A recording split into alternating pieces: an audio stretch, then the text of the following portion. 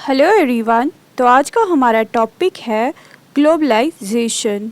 देखिए, ग्लोबलाइजेशन का मतलब है पूरे वर्ल्ड के साथ, पूरे दुनिया के साथ कनेक्ट होना। मतलब जब एक मुल्क दूसरे मुल्कों के साथ एक किस्म का कनेक्शन बनाता है, उनके साथ जुड़ता है, उसी को हम कहते हैं ग्लोबलाइजेशन। देखिए, हमने ये तो जान लिया कि ग्लोबलाइजेशन का मतलब है एक मुल्क का दूसरे मुल्कों के साथ कनेक्ट होना, लेकिन उस कनेक्ट होने की क्या वजह रही होगी, तो चलिए अब हम इसे जान लेते हैं।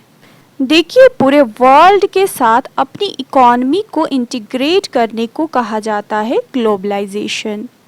देखिए, ये जो प्रोसेस है ग्लोबलाइजेशन का, ये ऑनगोइंग प्रोसेस है, मतलब कंटिन्यू ये चलता रहेगा।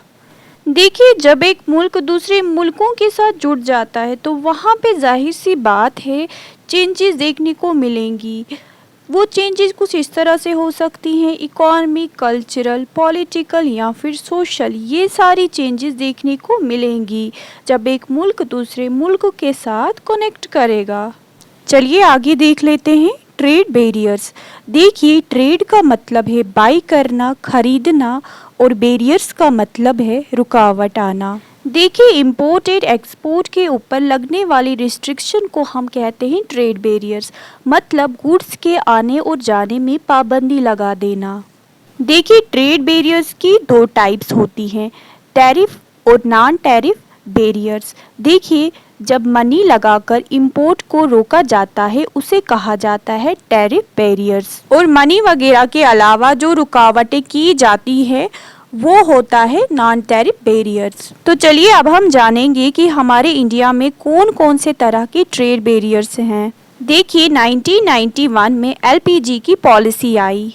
एलपीजी मतलब लिबरलाइजेशन, प्राइवेटाइजेशन एंड ग्लोबलाइजेशन। देखिए, जब 1991 में पॉलिसी को लाया गया, उस टाइम पे इंडिया के जो प्राइम मिनिस्टर थे वो थे पीवी नरसिम्हा राव, और फाइनेंस मिनिस्टर थे डॉक्टर मनमोहन सिंह। नेक्स्ट है इम्पैक्ट ऑफ ग्लोबलाइजेशन। देखिए, ग्लोबलाइजेशन के कुछ पॉजिटिव इम्पैक्ट भी हैं और कुछ नेगेटिव इम्पैक्ट भी हैं। पॉजिटिव इम्पैक्ट ग्लोबलाइजेशन के कुछ इस तरह से हैं। टेक्नोलॉजिकल एडवांसमेंट होगी ग्लोबलाइजेशन की वजह से, जॉब क्रिएशन होगी ग्लोबलाइजेशन की वजह से, इंफ्रास्ट्रक्चर में चेंजेस देखने को मिलेगी। इंफ्रास्ट्रक्चर मतलब रेलवेज, एयरपोर्ट्स, ये सारी चीज़ें इंफ्रास्ट्रक्चर में आती हैं। और जो कंज्यूमर्स हैं उनके पास बहुत सारी चॉइसेस होंगी। तो चलिए अब नेगेटिव इम्पैक्ट देख लेते हैं ग्लोबलाइजेशन का। अनइक्वल इकोनॉमिक डेवलपमेंट होगी ग्लोबलाइजेशन का, ये एक नेगेटिव इम्पैक्ट है। और जॉब डिस्प्लेसमेंट होगी, ये भी एक नेगेटिव इम्पैक्ट है ग्लोबलाइजेशन का।